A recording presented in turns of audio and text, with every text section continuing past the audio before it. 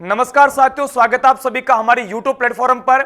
और जैसा कि आप सभी को पता है कि पशु परिचर भर्ती के फॉर्म स्टार्ट हो चुके हैं, 17 उसकी लास्ट डेट है। तो आप में से बहुत सारे विद्यार्थी इस बार पशु परिचर की तैयारी कर रहे हैं और आप सभी को पता है उसमें 30% जो वेटेज है वो अब की बार एनिमल हस्बेंड्री का है। जी बिल्कुल, पशुपालन सब्जेक्ट उसमें आने वाला है 30%। और ये क्लास 10th पास आउट की भर्ती है, तो इसमें एनिमल हस्बेंड्री इतनी डीपली आपसे नहीं पूछी जाएगी। आप चाहे पशु परिचर की तैयारी करते हो या जेट या सीयूटी या 11th या 12th, आप किसी भी क्लास के स्टूडेंट हो एग्रीकल्चर के अंदर, और स्पेशली अगर आप पशु परिचर की तैयारी करते हो तो बिल्कुल आपने सही क्लास का चुनाव किया है। स्वागत है आप सभी का एक बार फिर से। मैं आप सभी का होस्ट एंड दोस्त राहुल यादव आपको पढ़ाने वाला हूं एनिमल हस्बेंड्री। और उस एनिमल हस्बेंड्री में जो सबसे खास और जो इंपॉर्टेंट टॉपिक है वो है पशु नस्ल। जी बिल्कुल, पशुओं की नस्लें आपसे एग्जाम में पूछी जाएगी। जैसा कि अभी जो हाल ही में सुपरवाइजर का पेपर हुआ था उसी में 3-4 क्वेश्चन नस्लों के बारे में पूछे गए थे। और ये एनिमल हस्बेंड्री का मैं फिर से कह रहा हूं, बहुत इंपॉर्टेंट टॉपिक है, तो क्लास को पूरा देखना है, क्लास को मिस नहीं करना है। अगर आप नए हो तो चैनल को जरूर सब्सक्राइब कर दे और जो मैं आपको पढ़ा रहा हूं उसको जरूर नोट डाउन कर ले। आज की अपनी पहली क्लास है एनिमल हस्बेंड्री की, और आज की क्लास में अपन स्टार्ट करने वाले गाय की नस्लें। किसकी? गाय की नस्लें। सबसे पहले अपन चर्चा करते हैं कि सर नस्ल क्या होती है। वैसे ये एग्जाम में आपसे सवाल पूछा नहीं जाएगा कि डेफिनेशन बताइए, ठीक है ना। आप सबको पता है ऑब्जेक्टिव सवाल आता है तो आपसे एग्जाम में डेफिनेशन नहीं पूछेगा, लेकिन फिर भी आपको पता होना चाहिए नस्ल क्या होती है। बड़ी सिंपल सी बात है कि सामान्य रंग, रूप, आकृति, शारीरिक आकार, लक्षण, उपयोगिता तथा एक समान दिखने वाले और ऐसे ही लक्षणों वाली संतान उत्पन्न करने वाले एक ही वंश के पशुओं का समूह है। बिल्कुल ऐसे पशुओं का समूह है जो रंग, रूप, आकृति, शारीरिक आकार और ऐसे ही संतान उत्पन्न करने वाले पशुओं का जो समूह होता है उसे नस्ल कहा जाता है। आप इसको समझने के लिए याद कर लेना। उसके बाद में अब स्टार्ट करते अपनी क्लास को, जहां से काम के सवाल एग्जाम में छप सकते हैं, चाहे पशु परिचर हो या जेट या सीयूटी या 11th या 12th। सबसे पहले बात करते हैं शुद्ध नस्लों का पंजीकरण। यहां पे एक नाम दिया हुआ हर्ड बुक, आपसे पूछ ले कि चाहे वो गाय हो, भैंस हो, भेड़ हो, बकरी हो, ऊंट हो, सुअर हो, चाहे घोड़ा, ये जितने भी पशु है, इन पशुओं का जो शुद्ध नस्लों का जो पंजीकरण किया जाता है बेटा जी, वो कौन सी बुक में किया जाता है? उस बुक का नाम है हर्ड बुक। क्या नाम है? बिल्कुल, हर्ड बुक के अंदर शुद्ध नस्लों का पंजीकरण किया जाता है। तो आपसे पूछ ले कि किस किताब के अंदर, किस बुक में शुद्ध नस्लों का पंजीकरण किया जाता है, उस बुक का नाम है हर्ड बुक। क्या नाम है? Heard book. उसके बाद में जेबू, मतलब यूरोपीय देश है ना, यूरोप के जो देश है वहां पर जो कुबड़ युक्त जो भारतीय गाय पाई जाती है। क्या कहा मैंने? यूरोप। कहा कि यूरोप के जो देश है ना वहां पर जो कुबड़ युक्त जो भारतीय गाय पाई जाती है उसे क्या कहा जाता है? जेबू। बिल्कुल, ये भी आप याद लेना कि यूरोप में कहां पे यूरोप में कुबड़ युक्त जो भारतीय गाय पाई जाती है उसे क्या कहा जाता है? उसे जेबू कहा जाता है। और ये अपनी क्लास बिल्कुल 0 से स्टार्ट है, आप चिंता मत करना, आपको हर चीज समझाई जाएगी, ठीक है। आगे चलते हैं और आज की क्लास में जो अपन पढ़ने वाले, स्टार्ट जो अपनी क्लास होने वाली है वो स्पेशली गाय की नस्ल है, ठीक है ना, काउ ब्रीड्स। और गाय की नस्लों में भी अपन सबसे पहले जो पढ़ेंगे वो देसी गाय। आप सभी ने सुना होगा गाय की विदेशी और देसी, ये दोनों नस्लें पढ़ी जाती है। तो आज की क्लास में स्टार्ट करने वाले गाय की देसी नस्लें, जिसमें अपनी जो सबसे पहली जो नस्ल है, एक तो इसके बारे में अपन थोड़ी जनरल इंफॉर्मेशन डिस्कस कर लेते हैं, ठीक है। यहां पर अगर कहा जाए कि देसी गाय का जूलॉजिकल नेम क्या होता है? बोस इंडिकस। बेटा जी याद कर लेना, जो भारतीय गाय है, जो देसी गाय, उसका क्या जूलॉजिकल नेम है? जूलॉजिकल नेम का मतलब यह है कि विज्ञान की दुनिया में, किसकी दुनिया में? विज्ञान की दुनिया में या पशुपालन की दुनिया में गाय को, और कौन सी गाय को? देसी गाय को क्या कहा जाता है? बोस इंडिकस। याद कर ही लेना। वी आर डिस्कस ऑन देसी गाय, ठीक है। अपन देसी गायों के बारे में अपन बात कर रहे हैं, ठीक है बेटा जी। उसमें सबसे पहला सवाल यह है कि विज्ञान की दुनिया में या एनिमल हस्बेंड्री की दुनिया में देसी गाय को क्या कहा जाता है? भारतीय गाय को क्या कहा जाता है? बोस इंडिकस। सर हमें एक क्वेश्चन तो याद हो गया। अरे कोई बात नहीं, तुम्हें सारे क्वेश्चन याद करवा दूं, तुम चिंता ना करो। उसके बाद में भारतीय गाय में कुबड़ पाई जाती है, और आप सभी बच्चे कुबड़ जानते हो क्या होती है ना। भारतीय गाय में क्या पाई जाती है? कुबड़ पाई जाती है, जो अपने को बिल्कुल स्पष्ट दिखाई देती है। उसके बाद में रोग प्रतिरोधी, मतलब विदेशी गायों की तुलना में भारतीय गायों में रोगों से लड़ने की क्षमता ज्यादा होती है, ठीक है। उसके बाद में गर्मी को मतलब अपनी जो देसी गाय वो सहन कर सकती है, मतलब जो एक सामान्य तापमान होता है उसको आसानी सहन कर सकती है। और अगर मैं औसत बात करूं, एक सामान्य बात करूं, तो लगभग 4.5% तक भारतीय गाय के दूध में फैट की मात्रा, किसकी मात्रा? अरे आप सभी ने सुना है कि दूध में कितना फैट आया, ये आप सभी ने सुना है ना। तो जो देसी गाय, कौन सी गाय? जो देसी गाय है ना, उस देसी गाय के दूध में वसा की मात्रा कितने % होती है? एक औसत अपन बात करें, सामान्य अपन बात करें 4.5। यहां पर मैंने किसी एक पर्टिकुलर गाय की बात नहीं की है, मैंने कहा है कि एक जो भारतीय जो देसी गाय उसके दूध में औसत वसा कितने % होती है? 4.5। वसा बोले तो फैट, सर क्या फैट? इसके अलावा आप एक बात और याद रखना कि जो देसी गाय होती है उसके दूध में कैरोटीन क्या होता है? देसी गाय के दूध में कैरोटीन। और सर देसी गाय का तो थोड़ा दूध ना पीला पीला सा होता है। बिल्कुल आपने सही सुना, आपने सही पढ़ा है और आपने सही देखा है कि देसी गाय का दूध थोड़ा सा पीला सा होता है ना। आपने देखा होगा गायों का दूध हल्का पीला होता है, पीला नहीं होता, हल्का सा पीला आपको लगता है। वो क्यों लगता है? क्योंकि दूध में कैरोटीन नामक पदार्थ पाया जाता है। कौन सा? कैरोटीन। और जो देसी गाय है वो थोड़ी सी युवा लंबे समय बाद होती है, मतलब प्रजनन योग्य थोड़ी लेट होती है। तो अपन ने पढ़ा देसी गाय, क्या पढ़ा? देसी गाय। मेरे साथ बोलो कौन सी गाय? देसी गाय। नाम क्या उसका? बोस इंडिकस। बिल्कुल, देसी गाय का जो वैज्ञानिक नाम है, जूलॉजिकल नेम, ठीक है ना, विज्ञान की दुनिया में उसे क्या कहा जाता है? बोस इंडिकस। सर देसी गाय में तो कुबड़ भी पाई जाती है ना, इसमें तो रोगों से लड़ने की क्षमता भी होती है। और सर इसके दूध में वसा कितनी? 4.5%। और इसका दूध सर किसका? गाय का दूध तो हल्का पीला होता है। क्यों होता है सर? क्योंकि उसमें कैरोटीन नामक पदार्थ पाया जाता है, ठीक है। आई होप आपके समझ में आया होगा। और आगे चलते हैं, और यहां पर सबसे पहले है वर्गीकरण। अब मेरी बात सुनो बेटा जी, जो देसी गाय है ना, कौन सी गाय?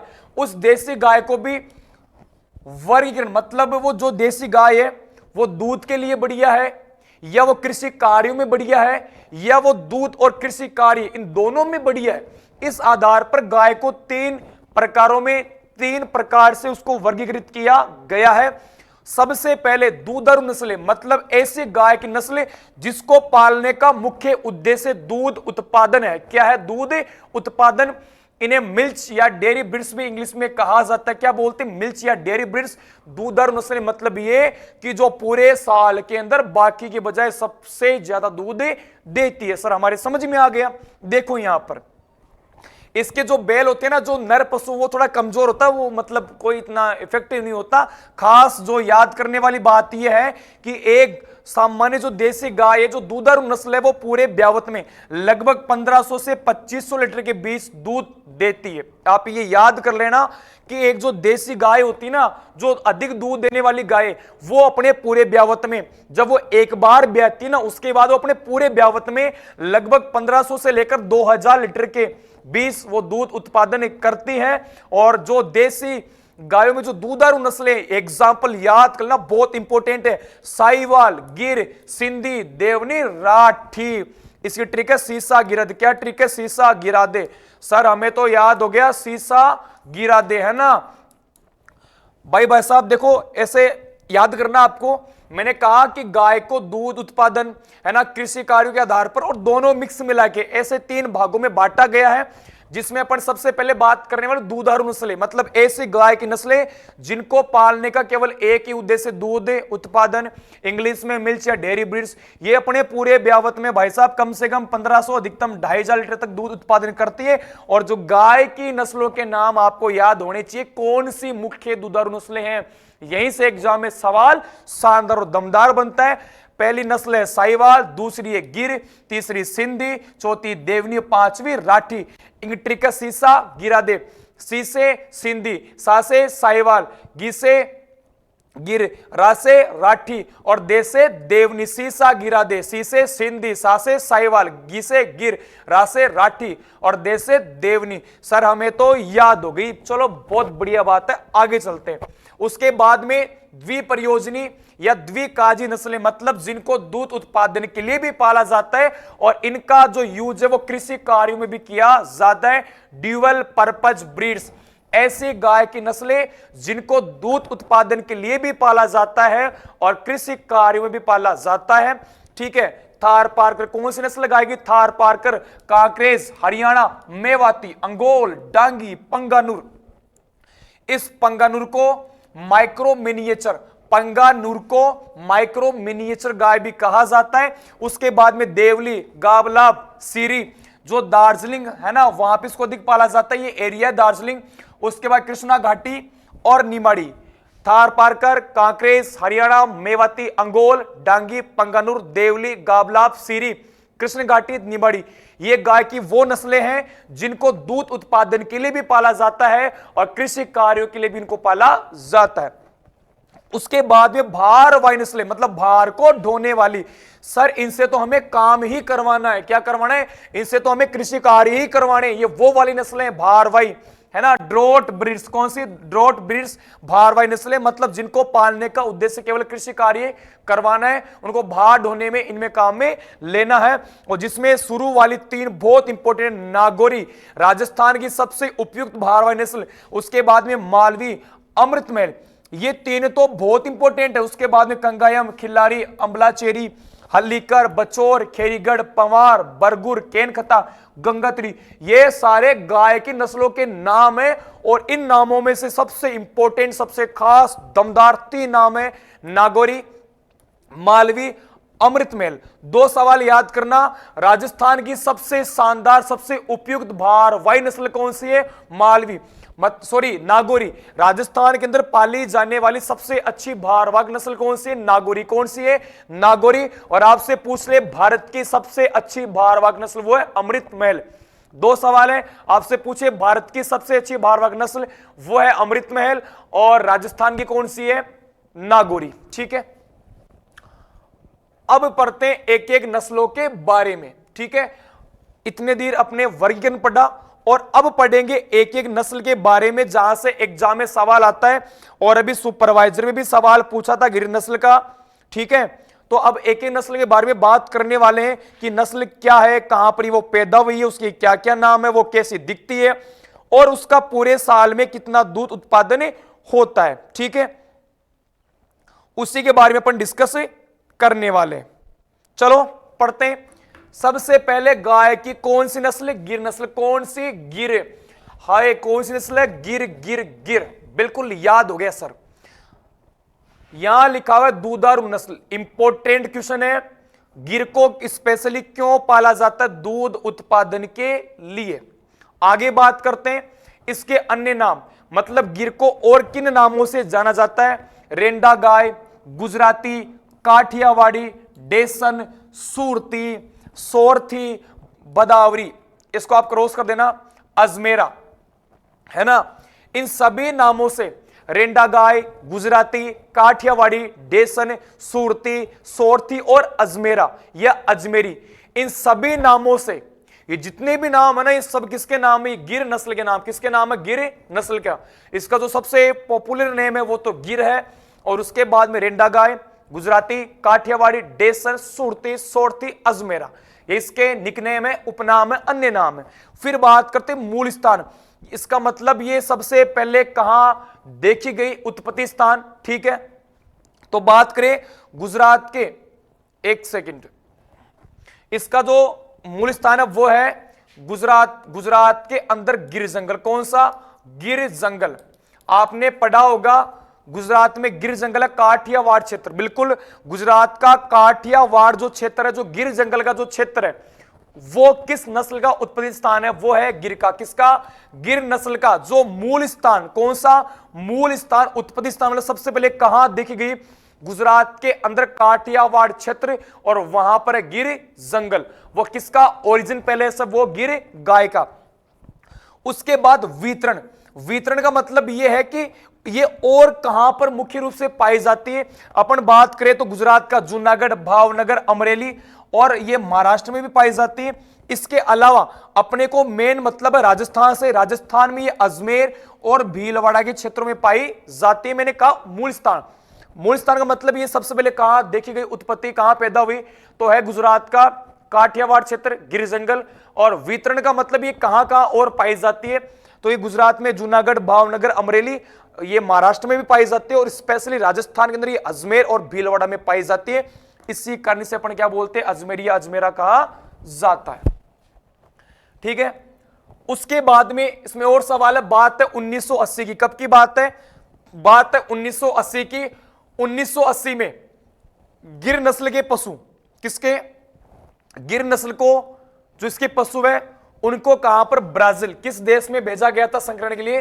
ब्राजील में भेजा गया था, जहां पर इसका नाम था बाहमान। क्या नाम था? बाहमान। यह सवाल आप याद कर लेना, कॉपी में छाप लेना। बात 1980, कब की बात है? बात है 1980।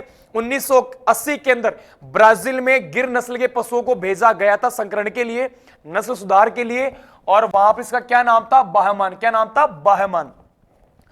अब बात करते हैं शारीरिक विशेषता है कि सर गिर नस्ल दिखती कैसी है, हमें कैसे पता पड़ेगी गिर नस्ल है?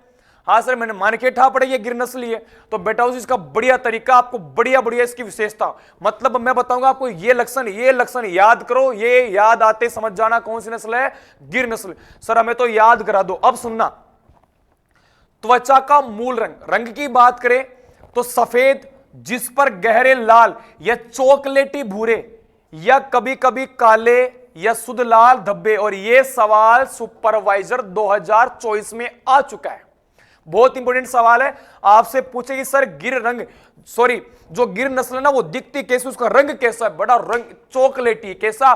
गहरा लाल या चॉकलेटी है, और उस पर भूरे या काले या शुद्ध लाल रंग के धब्बे पाए जाते हैं। मूल रंग सफेद है, उस सफेद पर चॉकलेटी या लाल या भूरे या काले मिक्स धब्बे पाए जाते हैं, वो इसका मुख्य लक्षण है। इसके अलावा सींग कैसे? लंबे, सींग मोटे, वक्राकार, और किस स्थिति में? अर्धचंद्र, आधे चांद, किसके? आधे चांद के समान। सींग किस नस्ल के होते हैं? गिर के। किसके होते हैं? गिर के।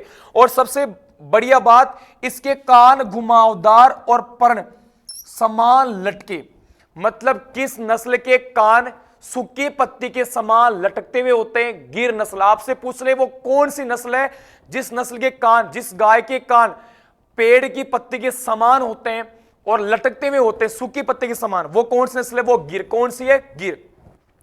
ये तीनों विशेषता बहुत इंपॉर्टेंट है कि एक तो उसका रंग मूल सफेद होता है, जिस पर लाल या चॉकलेटी या कभी कभी काले या शुद्ध लाल धब्बे होते हैं, और दूसरी बात, इस नस्ल के जो कान है वो सूखी पत्ते के समान लटकते होते हैं, और इसके सींग कैसे? अर्धचंद्राकार, आधे चांद के समान होते हैं। ठीक है, उसके बाद ये जो इतनी बढ़िया कोई जरूरी बात नहीं भाई, माथा चौड़ा होता है ना, माथा उभरा हुआ होता है, गर्दन लंबी और कैसी होती है? पतली, और ये बीमारियों के प्रति प्रतिरोधी, मतलब ये बीमारियों को सहन कर लेती है, उनसे लड़ लेती है, और वातावरण के प्रति कठोर, मतलब ये चाहे टेम्परेचर ज्यादा हो चाहे कम हो उसको भी सहन कर लेती है। उपयोगिता की बात करें, उपयोगिता का मतलब यह है, सबसे मेन बात तो ये कि ये सबसे पहले कौन सी उम्र में मतलब पशु पैदा करने योग्य हो जाती है। ये आपसे पूछे कि गिर नस्ल के अंदर जो ब्यावत की जो पहली अवस्था है वो कितने एज पर होती है? वो 4 वर्ष पर। किस वर्ष पर होती है? मतलब पैदा होने के लगभग 4 साल बाद तक, कितने? 4 साल बाद ये प्रजनन योग्य हो जाती है, पशु पैदा करने योग्य हो जाती है। उसके बाद में ये पूरी साल में लगभग 1200 से 1800 लीटर, कितना? 1200 से 1800 लीटर दूध देती है, और इस गाय के दूध में जो फैट की मात्रा होती है, जो वसा की मात्रा होती है, लगभग 4.5% होती है। उपयोगिता का मतलब कि ये पूरे साल में कितना दूध देती है और इसके दूध में फैट की मात्रा कितनी होती है। मैंने कहा कि ये पहली बार किस उम्र में बहती है? ये पहली बार जब ये 4 वर्ष की हो जाती है तो उस उम्र में ये पहली बार संतान को पैदा करने योग्य हो जाती है, और ये पूरे ब्यावत में कितना? लगभग 1200 से 1800 लीटर ये दूध उत्पादित करती है, और इसके दूध में लगभग 4.5% फैट की मात्रा होती है। दूध उत्पादन का मतलब ये है कि इसका एक ब्यावत में कितना दूध ये देती है? लगभग 1200 से 1800 लीटर के बीच में। ठीक है, एक बार मैं रिपीट कर देता हूं। अपन ने पढ़ी गाय की गिर नस्ल, ये दूध देने वाली नस्ल है। कैसी? दूध देने वाली ये नस्ल है, ठीक है। इसका अन्य नाम रेंडा गाय, गुजराती, काठियावाड़ी, डेसन, सूरती, सोरती, बदावरी, अजमेरा, ये इन सभी इसी के नाम है। और इसका जो ओरिजिन है, जो मूल स्थान है, वो गुजरात का काठियावाड़ क्षेत्र गिर जंगल, ठीक है। और राजस्थान में स्पेशली अजमेर और भीलवाड़ा में पाई जाती है। इसकी विशेषता की बात करें, जो खास बात है, रंग इसका मूल सफेद होता है, जिस पर गहरे लाल या चॉकलेटी या भूरे धब्बे होते हैं। इसके कान सूखी पत्ते के समान लटकते हुए होते हैं, और इसके सींग होते हैं ना, वो आधे चांद के समान होते हैं, ठीक है। इसका माथा चौड़ा होता है, गर्दन लंबी और पतली होती है, और ये एक ब्यावत में लगभग 1200 से 1800 लीटर के बीच दूध देती है। और ये जब पहली बार किस उम्र में ब्याती है? पहली बार 4 वर्ष की उम्र में ये ब्याती है, और इसके दूध में कम से कम 4.5% वसा की मात्रा होती है। अगली गाय की जो नस्ल है, अगली देसी गाय की जो नस्ल है, वो कौन सी? थार पारकर। कौन सी बेटा जी? थार पारकर। बिल्कुल, ये अगली जो गाय की नस्ल है वो कौन सी? थार पारकर। और ये ऐसी नस्ल है जिसको कृषि कार्य और दूध उत्पादन दोनों के लिए पाला जाता है। ये आप याद कर लेना कि थार पारकर कौन से? थार पारकर। ये ड्यूअल पर्पज, ये द्विप्रयोजनीय नस्ल है। इसको दूध उत्पादन, है ना, और कृषि कार्य, इन दोनों के लिए पाला जाता है। बात करते हैं इसके अन्य नाम, निकनेम। सर इसे क्या क्या कहा जाता है? मालानी, थारी, ग्रे सिंधी, सफेद सिंधी, ग्रे सिंधी, थारी, मालानी, ये सारे किसके नाम है? ये सारे थार पारकर। किसके नाम बेटा जी? थार पारकर गाय के नाम है। उसके बाद में बात करें मूल स्थान। मूल स्थान का मतलब उत्पत्ति, ओरिजिन पैलेस, कहां इसको देखा गया, कहां ये सबसे पहले पाई गई? बहुत इजी सा इसका है ओरिजिन पैलेस, पाकिस्तान के सिंध प्रदेश का थार पारकर जिला। ये याद कर लेना, किसका? पाकिस्तान देश है, उसका सिंध राज्य है, और उस सिंध राज्य में एक जगह थार पारकर। कौन सी? थार पारकर। इसको ऐसे याद करना कि अपने जो राजस्थान में, भारत में जो मरुस्थल है, उसे क्या कहा जाता है? उसे थार क्या कहा जाता है? उसे थार कहा जाता है। तो थार को पार, मतलब मरुस्थल को पार करने के बाद कौन सा देश आता है? पाकिस्तान। कौन सा आता है? पाकिस्तान, है ना। तो थार को पार करके कौन सा देश? पाकिस्तान, है ना। तो पाकिस्तान का कौन सा राज्य? सिंध राज्य। कौन सा? और सिंध राज्य में कौन सा जिला? थार पारकर जिला। तो आपसे कहें कि पाकिस्तान के सिंध प्रदेश का थार पारकर जिला कौन सी नस्ल का उत्पत्ति स्थान है? वो है किसका? थार पारकर का। उसके बाद इसको गुजरात में भी पाला जाता है, और इसको राजस्थान में भी पाला जाता है, ठीक है। आगे चलते हैं। उसके बाद विशेषता कि सर ये दिखती कैसी है? आपने ये तो कह दिया कि थार को पार करके पाकिस्तान, और उसमें नस्ल पैदा हुई थी, थार पारकर देखी गई थी, ठीक है। अब सर मान लो हमें कहे कि भाई साहब थार पारकर को पहचानना है, तो हम उसको कैसे पहचानेंगे? अब भी याद करवाता हूं तुम्हें, इधर देखो। सर ये कैसा? मध्यम आकार का, ना तो ये हाइट में बड़ी और ना छोटी, मतलब बिल्कुल मीडियम लेवल की ये गाय होती है। इसका रंग कैसा होता है? सफेद। कैसा? सफेद या हल्का सफेद होता है, और इसका हष्ट फुट शरीर होता है, और सींग कैसे? वीणाकार। याद कर लेना, किस नस्ल के सींग वीणाकार होते हैं? वीणा के समान किस नस्ल के सींग होते हैं? वो होते थार पारकर के। और थार पारकर जो गाय है उसका रंग सफेद या हल्का, जिसे धूसर कहा जाता है। क्या कहा जाता है? धूसर रंग। कैसा? हल्का सफेद या सफेद रंग होता है, ठीक है, जिसे धूसर भी कहा जाता है। शरीर हष्टपुष्ट होता है, बढ़िया दिखती है, और सींग कैसे? वीणाकार और लंबे चौड़े। कैसे? लंबे चौड़े, सूखे पत्ते के समान तो गिर के, लेकिन लंबे कान और चौड़े और लटकते हुए कान। किसके?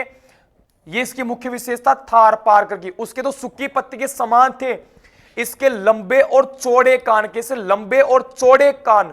वो किसकी विशेषता? वो थार पारकर की विशेषता है। और है ना, इसके जो बेल है उसको गाड़ी खींचने में, जुताई कार्यों में, इनमें काम में लिया जाता है। बद्दीकरण का मतलब यह है कि इसके बेल को, है ना, इसकी बेल में नसबंदी करके, क्या? नसबंदी करके उसे मादा पशु में बीच में छोड़ा जाता है ना, मध्यकाल की पहचान के लिए। और ये रेगिस्तानी, मतलब ये आसानी से रेगिस्तान में अपना जीवन यापन कर सकती है। वहां के टेम्परेचर को, वहां के क्लाइमेट को ये आसानी से सहन कर सकती है। कौन सी? थार पारकर नस्ल। और ये गाय की सबसे अच्छी द्विप्रयोजनी। आपसे पूछे देसी गायों में, किसमें? भारतीय गायों में सबसे अच्छी द्विप्रयोजनी प्रयोजनी नस्ल कौन सी है गायों में? मतलब जो दूध उत्पादन बहुत अच्छा करती है और उसके बैल कृषि कार्य में बहुत शानदार होते हैं, वो नस्ल है थार पारकर। ठीक है, अपन में मैं वापस रिपीट करता हूं, थार पारकर की रंग सफेद थोड़ा हल्का होता है और इसके सींग वीणाकार होते हैं और खास बात यह है कि इसके जो कान वो लंबे और चौड़े होते हैं। ठीक है, और ये रेगिस्तानी नस्ल है, मतलब ये रेगिस्तान में आसानी से जीवन यापन कर सकती है, उसको वहां पर आसानी से पाला जा सकता है। और ये गायों की सबसे इंपॉर्टेंट, सबसे मुख्य सवाल, ये गायों की सबसे अच्छी ड्यूअल पर्पस, द्विप्रयोजनी नस्ल है। ठीक है, उसके बाद बात करें उपयोगिता, किसकी बात करें? उपयोगिता की। ठीक है, ये आप याद, थोड़ा यहां डिटेल्स है, देखो इसकी प्रथम ब्यावत की जो आयु होती है, जो सबसे पहली बार ये जब ब्याती है वो किस एज में? लगभग 42.4 महीने, लगभग 42 महीने बाद ये प्रजनन योग्य हो जाती है, संतान पैदा करने योग्य हो जाती है। और यहां पर देखो दूध उत्पादन अलग अलग लिखा हुआ है। ठीक है, लगभग 330 दिन, कितने? 330 दिन के ब्यावत काल में इसका दूध उत्पादन कितना है? 2300 से 34, कितने? 2300 से 34। 305 दिन के ब्यावत काल में 2104 किलोग्राम। और वसा की बात करें तो इसके दूध में वसा की मात्रा लगभग 4 से 4.5%, लगभग 4 से 4.5% इसके दूध में फैट पाया जाता है। और देखो अगर ये आपको पूरा याद नहीं होता है तो सिंपल सी बात है, इसका लगभग 1500 से कितना? 1500 से 2000 लीटर, कितना? 1500 से 2000 लीटर इसका दूध उत्पादन होता है। और इसके दूध में लगभग 4 से 4.5% वसा की मात्रा पाई जाती है। बात की उपयोगिता की कि थार पारकर नस्ल सबसे पहले किस उम्र में ब्याती है? लगभग 42 महीने की उम्र में ये ब्याती है। और इसका औसत कितना? ये पूरे ब्यावत में कितना दूध देती है? लगभग 1500 से 2000 लीटर। और इसके दूध में जो फैट की मात्रा, जो वसा की मात्रा, वो कितनी? 4 से 4.5। ठीक है, और ये मतलब इसको आप, मतलब जो रेगिस्तान कंडीशन है, रेगिस्तानी मतलब इसको रेगिस्तान में भी आप आसानी से पाल सकते हो, जैसा कि मैंने आपको बताया। और ये उस कंडीशन में भी लगभग 1100 किलोग्राम ये दूध उत्पादन कर सकती है। और इसमें जो गाय, जो मादा पशु, उसका वजन 380 से 400 केजी होता है। और जो सांड, ये जो बैल होता है, उसका वजन लगभग 420 केजी तक होता है। तो आज तक अपन यही पढ़ेंगे, एक बार मैं वापस रिपीट करता हूं। ठीक है, आप एक बार सभी बच्चे ध्यान देना। अपन ने पढ़ी गाय की गिर नस्ल, ये दुधारू नस्ल है। इसके कान सूखी पत्ती के समान होते हैं, है ना, और इसमें चॉकलेटी या लाल भूरे धब्बे होते हैं। सींग कैसे? आधे चांद के समान। और ये पूरे वर्ष में एक ब्यावत में लगभग 1200 से 1800 लीटर दूध देती है। वसा 4.5 है। अगली थार पारकर, ये बढ़िया द्विप्रजनीय नस्ल है ना। इसके नाम मालानी, थारी, ग्रे सिंधी, सफेद, ये सभी इसी के नाम है। पाकिस्तान का सिंध प्रदेश, उसका थार पारकर जिला इसका उत्पत्ति स्थान है। शरीर मध्यम आकार होता है, रंग सफेद हल्का भूरा, सिंह वीणाकार, कान चौड़े और लंबे, और सबसे बढ़िया द्विप्रजनीय नस्ल है। और इसका औसत उत्पादन पूरे ब्यावत का लगभग 1500 से 2000, वसा 4.5%। ठीक है, और आप एक बार ये भी याद कर लेना, है ना, कि गाय की कितनी, सबसे पहले अपन देसी नस्लें पढ़ी। देसी को अपन क्या कहा जाता है? बोस इंडिकस। ठीक है ना, इसमें कुबड़ पाई जाती है। और देसी गायों के दूध में लगभग औसत वसा 4.5। फिर गाय को दूध के आधार पर, कृषि कार्य और दूध दोनों के आधार पर, और एक अलग से भार ढोने के आधार पर 3 भागों में बांटा गया है। दूधारू नस्लें साहिवाल, गिर, सिंधी, देवनी, राठी, ये दूधारू नस्लें।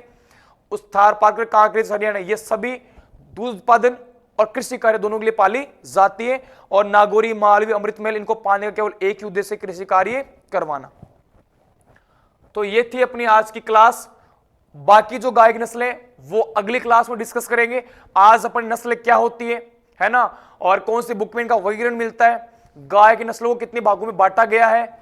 फिर अपन ने पढ़ा देसी गाय, और देसी गायों में हमने 2 गाय पढ़ ली है। और उम्मीद करता हूं कि आपके टॉपिक समझ में आया होगा। क्लास को जितना हो सके उतना शेयर करें और कमेंट करके जरूर बताएं, और हमारे क्लासों से लगातार आप जुड़े रहें। आप सभी का बहुत बहुत धन्यवाद। जय हिंद, जय नेशनल।